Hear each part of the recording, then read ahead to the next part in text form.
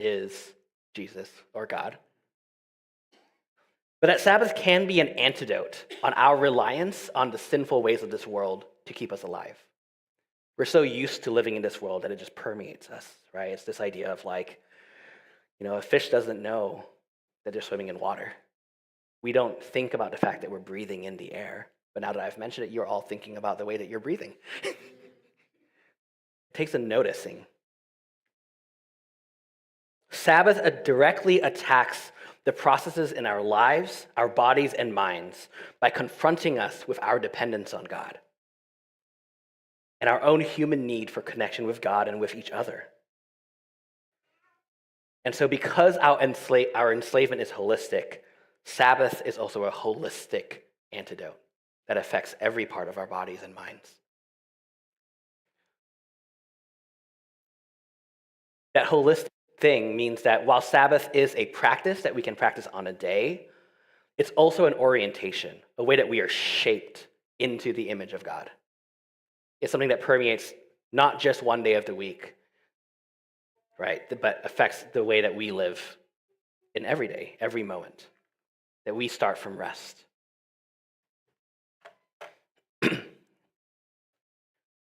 When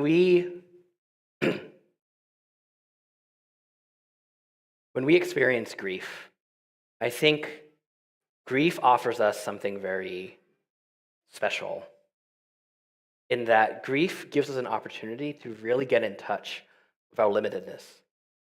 The fact that we need each other, that we're not God, that we can be hurt.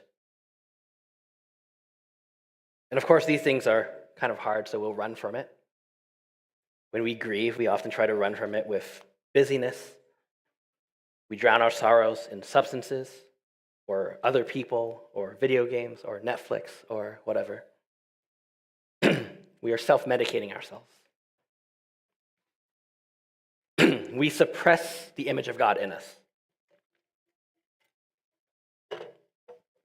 so that we don't have to connect with ourselves and with each other. But rest and Sabbath slows us down enough to bring us into connection with each other and with ourselves. I think sometimes with grief, we can feel like we have to keep going. And I want to suggest to you that maybe when we grieve, it's okay to take a pause.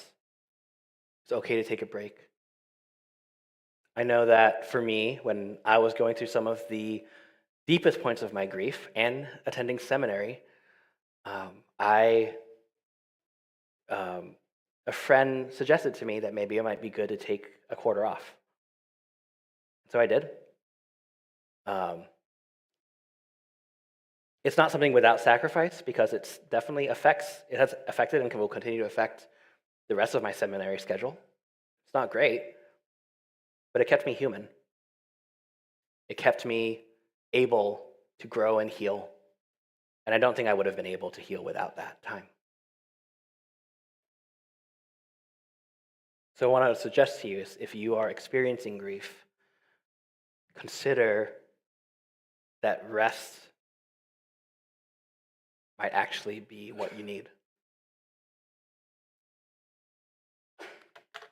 I want to suggest some general principles of Sabbath, and then I will have a discussion group where you guys will brainstorm together. I think Sabbath can feel like a lot because our world is so busy. We have so many things in our schedule already. We just need to do more, and it feels like one more thing that we have to do. But I think a right way of looking at Sabbath, of rest, is actually not the addition of another thing, but the removal of duties, of activities, of things we feel like we should do or have to do, that are right to do. And these may be very good things. Some of these things might be bad, but some of these things might be good. Or they might be essential. And Sabbath pushes against that and challenges us to remove those things. When we do Sabbath, we want to cease from work, we want to cease from worry, we want to cease from productivity. We want to establish regular rhythms, if at all possible. We want to focus on restorative, life-giving activities. We want to do so in a way that's communal, not just individual. I think a lot of times these spiritual practices can feel like we need to do them by ourselves in the quiet. But I think that these principles, these practices, and especially Sabbath as one that restores us to the image of God and to who we are as humans, needs to be done with people as well.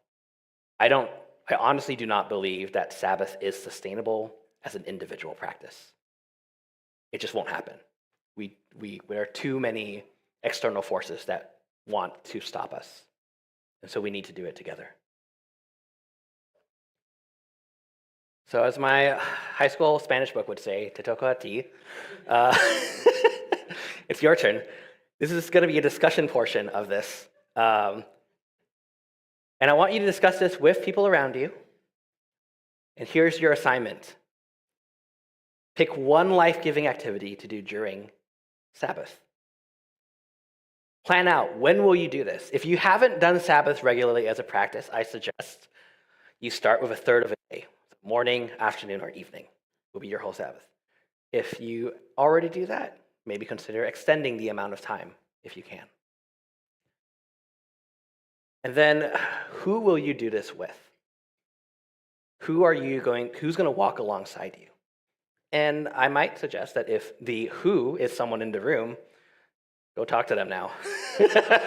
Make the plan, right?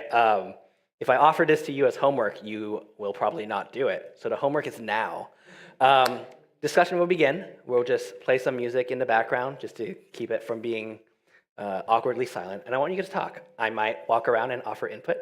And then we'll start back up in maybe like 10, 15 minutes. Break. Oh yeah, make the plan. Write it down. Do it. Dropped your home screen. Oh, okay. Thank you.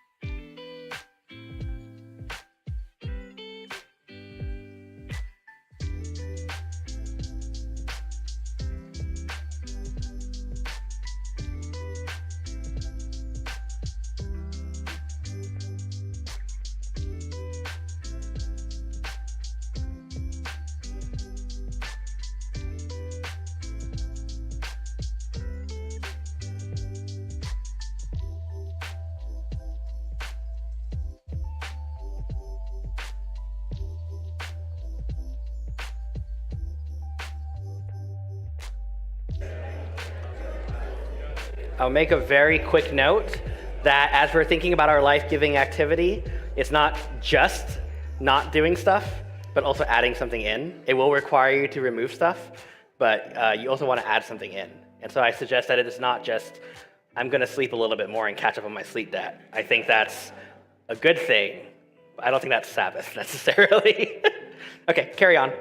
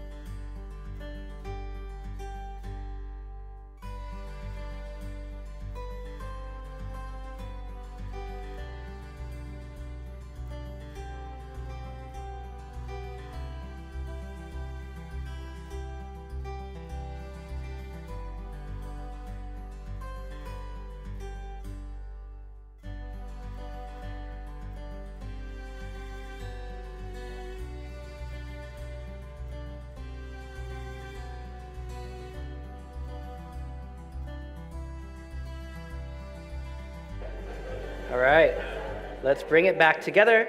Hopefully you guys had some good conversations.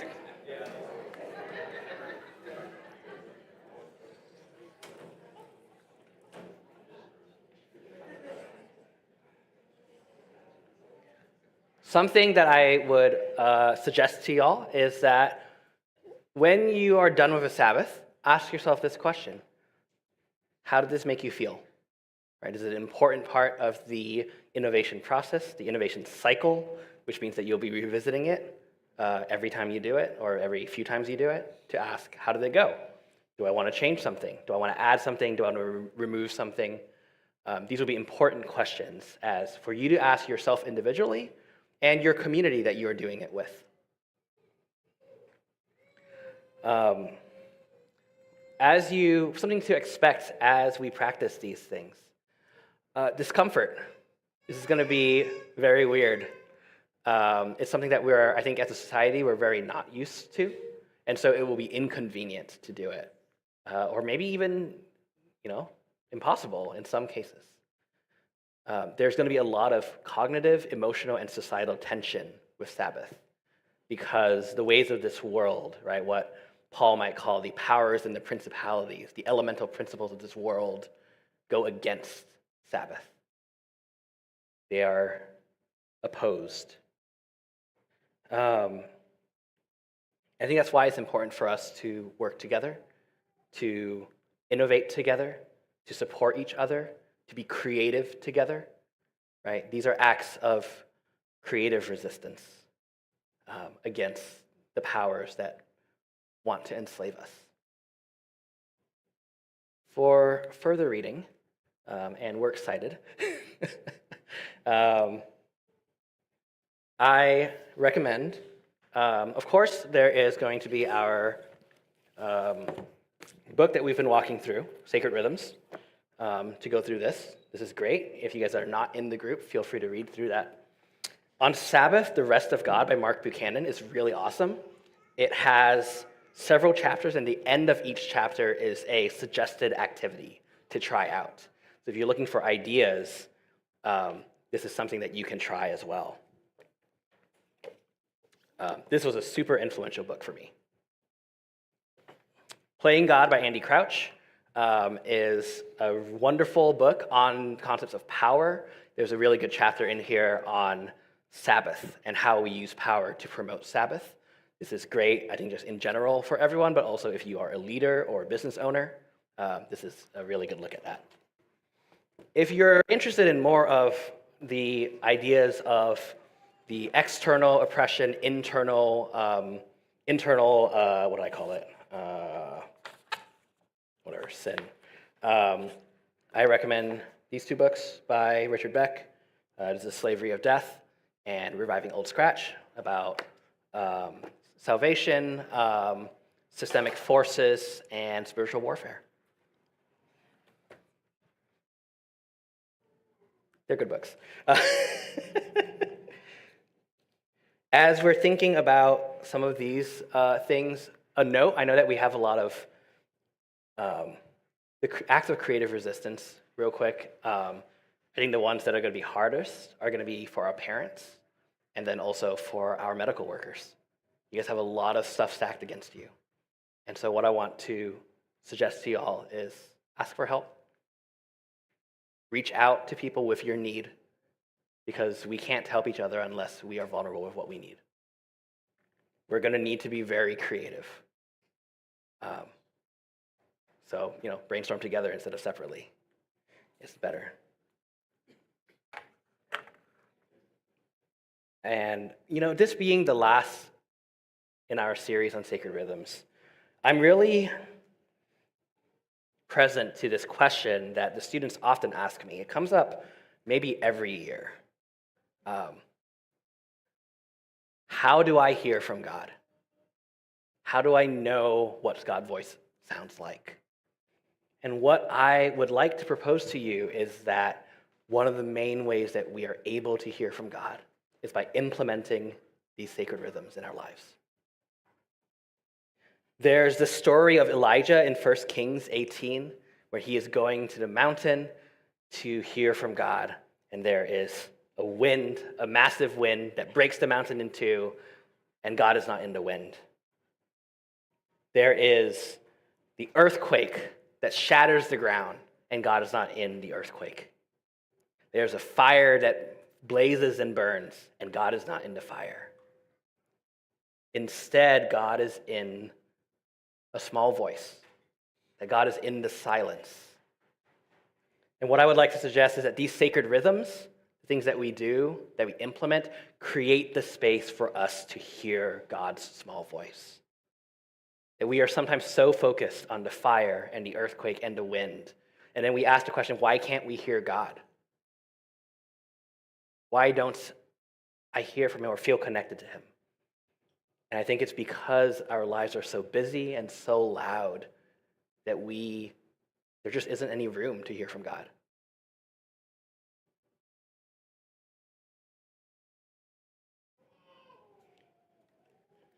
I suggest if you guys want, read the book, go back and watch the videos, try to implement these. It's a process. It's not about being perfect. It's about trying. Right? If you seek God, you will find him.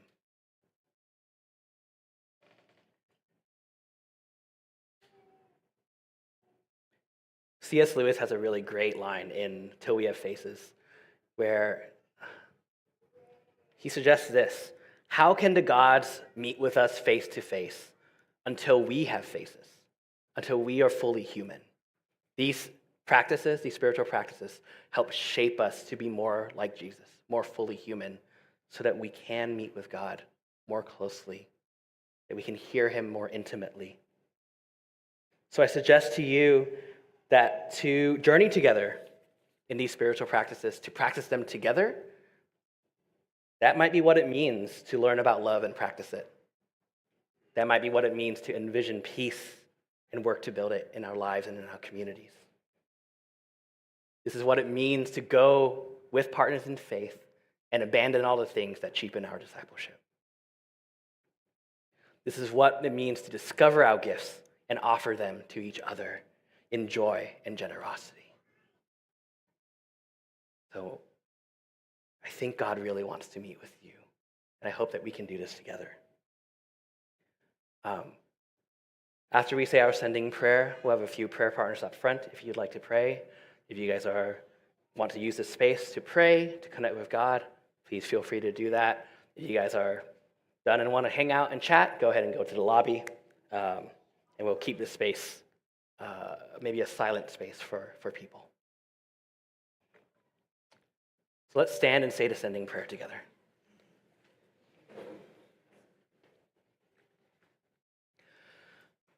Loving God, through all our years, let the church be a community where we learn about love and practice it, where we envision peace and work to build it, where we meet partners in faith who wish to abandon everything that cheapens our discipleship, where we discover gifts and offer them. May your Spirit guide us toward joy and generosity in Jesus' name, in the way of Jesus. Amen. Go in peace.